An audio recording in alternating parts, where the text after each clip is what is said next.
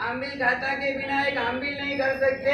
और वो आंबिल गोची भर के घर घर से गोची भर कर ले आते। 12 बजे लगभग गोची ले आते और एक बड़े पात्रा में सारी गोची रख देते। उसके अंदर मूंग का पानी होगा, उसके अंदर मूंग होंगे, उसके अंदर तुअर की दाल होगी, उसके अंदर रोटी होगी और कहीं से कड़ियाता मिला होगा तो वो भी उसके अंदर। आगे बढ़कर उसी गोचरी को शाम को 4 बजे वो वापस। बहनों को पूछो, ये भाइयों को पूछो, आंबिल में जब आंबिल खाता में जाना होता है सबसे पहले कौन बैठता है? हमें गरम गरम आंबिल की गोची चाहिए, उसके बिना चलता नहीं है। और 4 बजे जो आंबिल का वापरते हो, ऐसे महान तपस्वी मेरे बाजू ही है इस फोटो में मंगल प्रभा सूरी जी। अभी ऐसे गुरु होंगे तो चेले ऐसे बने, इसमें कोई बड़ा आश्चर्य नहीं है। अरे कोई आश्चर्य नहीं है। यहाँ तक कि आचार्य हरियंत सिद्धेश्वरी जी की मैं बात करो, एक बार वो यात्रा कर रहे थे। यात्रा के समय वैसे भी हरियंत सिद्धेश्वरी जी जब यात्रा करते हैं साथ में एक तरपनी रखते, तरपनी में पानी रखते। कई लोग उनको पूछते कि आप पानी क्यों रखते हैं? ऊपर अच्छी ठंडे पानी की व्यवस्था है, तरपनी रखने की क्या आवश्यकता? वो कहते हैं भले पानी ठंडा है पर वो गर्म पानी होगा, भले गर्म पानी होगा परंतु माटी का घड़ा क्या रोज बदले जाते हैं? क्या वो माटी के घड़े रोज बदले जाते हैं? नहीं। इसीलिए वो पानी नहीं रहता, कच्चा पानी बन जाता है। इसीलिए उस पानी का साधु तो स्पर्श भी नहीं कर सकते, वापरने की बात तो दूर रही। इसीलिए कभी वो तरपनी ही ले जाते। इतनी चौव्या चट, और वैसे भी वो चौव्या चट हमेशा गर्मी में ज्यादा करते। वैसे तो उनके राजस्थान में चौमासा राजस्थान में करते। राजस्थान से यहाँ आने के लिए 700 किलोमीटर लगते। लगभग कितना टाइम लगता है? 700 किलोमीटर आज का जैसा बिहार नहीं है, 30 40 किलोमीटर। उस जमाने में 10 15 मुश्किल से करते और लगभग 2 महीने तो यहाँ आने को होते। और उस समय 2 महीने के बाद जब ठंडी पूरी हो जाती है, फागुन महीना महा महीना होता है, मार्च अथवा तो फरवरी महीना होता है, उस समय वो चट ऊपर पारना करते। कैसी गर्मी होती है? एक यात्रा भी क्यों ना तो पता चले। ऐसे समय में वो चढ़ करते एक तरफ में लेकर ऊपर गए। कोई यात्री आया, वो भाविक आया, उसने पूछा कि हरियंत सिद्धेश्वरी जी कहाँ है, मुझे उसके दर्शन करने हैं। किसको पूछ रहे हैं? गुरुदेव को ही पूछ रहे कि हरियंत सिद्धेश्वरी जी कहाँ है। गुरुदेव कहते हैं लुनावा मंगल भवन में पधारो, वहां आपको दर्शन हो जाएंगे। देखो बात बहुत छोटी है परंतु बहुत सीख दे जाती है। खाली हमें सुनना नहीं है, हमें समझना है। खुद हरिहंत सिद्धेश्वरी जी वहां मौजूद थे, उन्होंने कहा लुनावा जाओ। कैसा निष्ठुर जीवन और कैसे निरभिमानी। हम एक 4 गाथा भी करते हैं, 5 गाथा भी करते हैं, 5 जने को कहने का मन होता है। हमें छोटी तपस्या करते हैं तो उसका महोत्सव करने की इच्छा होती है। और यहाँ आचार्य हरिहंत सिद्धेश्वरी जी देखो, साधना करनी अलग है पर साधना के प्रति अभिमान नहीं होना वो सबसे बड़ी बात। बिल्कुल अभिमान ले। सर पाटन की बात करूं मैं, पाटन में सामैया का गच्छाधिपति पद से वो आरूढ़ थे। उस समय सकल संघ ने विनंती की पधारो आपका सामैया करना है।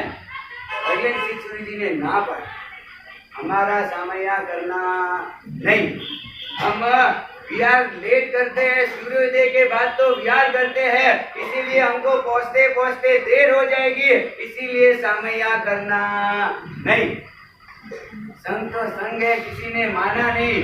सामैया की पूरी तैयारी हो गई। अरे यहाँ तक कि पाटन के 300 श्रावक श्राविका वहां एक लाइन में खड़े थे, एक अनुशासन में खड़े थे। किसके लिए? गुरु महाराज के दर्शन के लिए। यहाँ थोड़ी भीड़ होती है तो आवाज आती है, वहाँ लाइन बड़ी थी, 300 लोग थे। यहाँ तक कि 6 बजी, 7 बजी, 8 बजी, 9 बजी, 10 बजी, 11 बजी, 11:30 बजी। किसी को नाश्ते की याद आई नहीं। आज माँ साहब का समय रखना होता हो ना तो सबसे पहले नाश्ता रखना पड़ता है। देखो नाश्ता के बिना लोग आते नहीं है। यहाँ 11:30 तक वो यात्री वो भाविक वहाँ खड़े रहे दर्शन के लिए और हरिहर सिद्धूरी जी उपाश्रय में पहुंच गए दूसरे रास्ते से। ऐसे निष्क्रिय वो हरिहर सिद्धेश्वरी जी एक पेंसिल भी वापरते, छोटी सी 2 फुट की 2 इंच की पेंसिल होती और वो पेंसिल भी घूम जाए तो उसके ऊपर उपवास करते थे। और वो देखो पेंसिल वापरना इतना आसान नहीं है। कोई छोटा साधु हो वो पेंसिल वापरे इसमें कोई बड़ी बात नहीं है। खुद गच्छाधिपति है, 400 साधु साध्वी के नायक है। गच्छ के काम, समुदाय के काम, पूरे शासन के काम, कई बार उनको उनकी सिग्नेचर भी करनी पड़ती। प्रभाव ऐसा देखो याद रखना, जिसके पास निस्वार्थ हो, जो निस्वार्थ हो, जिसके पास परोपकार की भावना हो, अवश्य में कुदरत और परमात्मा उसके साथ होते हैं। वो जब भी पेंसिल से सिग्नेचर करते, इतिहास कहता है आज भी वो सिग्नेचर ऐसी की ऐसी है। आज भी उन्होंने जो पत्र पेंसिल से लिखे वो ऐसे के ऐसे ही है। ऐसा हो सकता है क्या? पेंसिल से लिखा कितने दिन चलता है?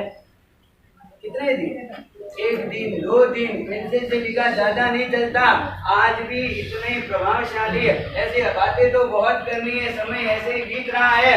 ऐसे हरिहर सिद्धेश्वरी जी के गुणानुवाद कर हम भी उनके जैसे गुनियल बने और गुनियल बनकर हम भी हमारा आत्म कल्याण करें। यही आपके लिए मंगल मंगल आशीर्वाद। खूब सरस बातों। Guru is not the one who holds the torch. Guru is not the one who holds the torch. Guru is the one who himself is the torch. He shows the way in each and every path of our life. He shows us He is with us in each and every situation in our life. Tomorrow is our Gurudev's 98th birthday. So today I am here to speak a few qualities. I know there are more qualities of him, but today I am here to speak just a few qualities of him. I am taking a story of 35 to 40 years back. Once Gurudev was in Ahmedabad. He was feeling a bit uneasy that day. At that time, his disciples requested him to show to a doctor. Listening to the disciples, he gave a thought. He took an appointment and visited the doctor. Doctor was well famous in the city.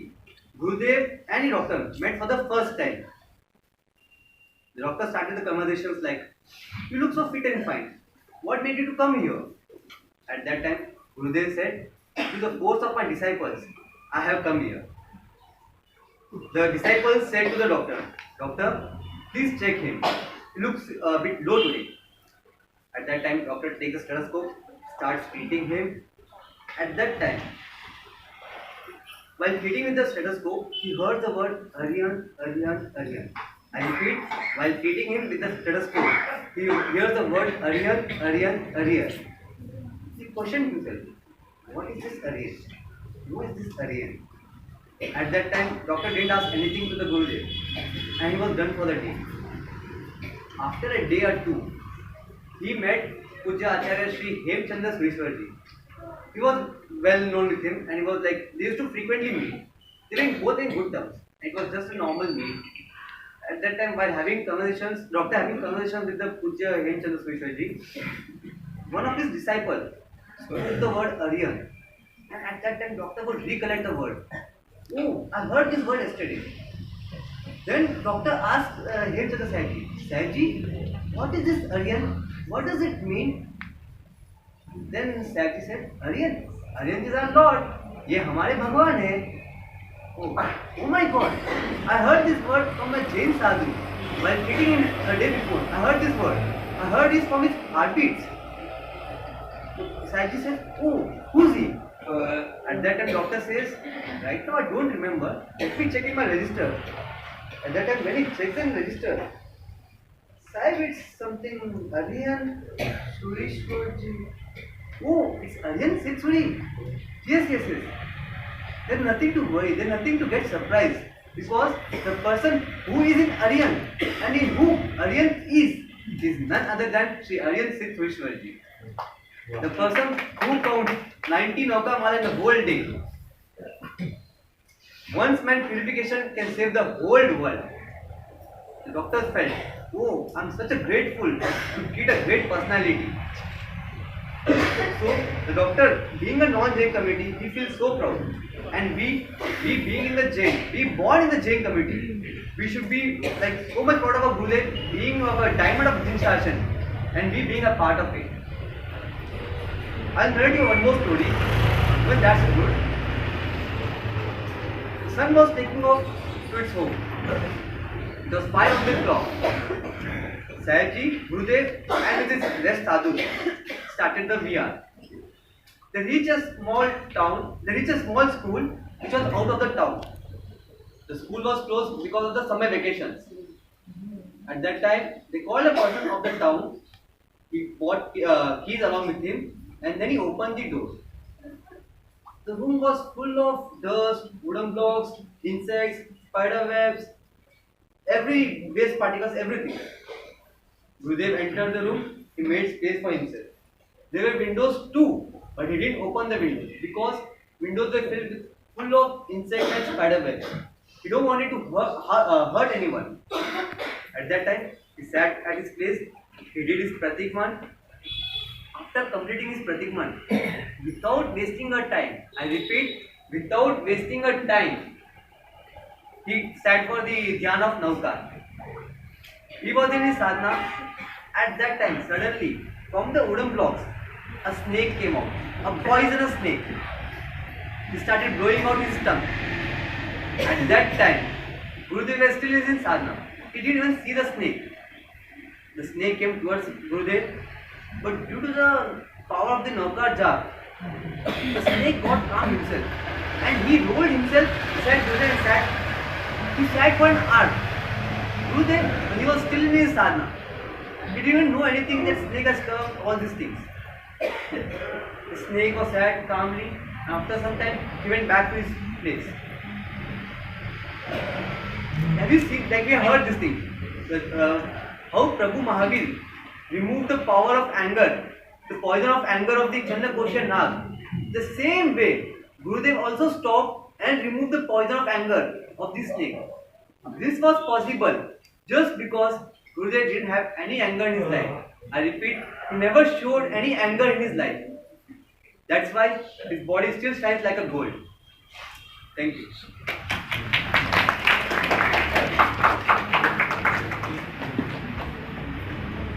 Kailash साधु सूर्यजी महाराज साहेब गांधीनगर विराजमान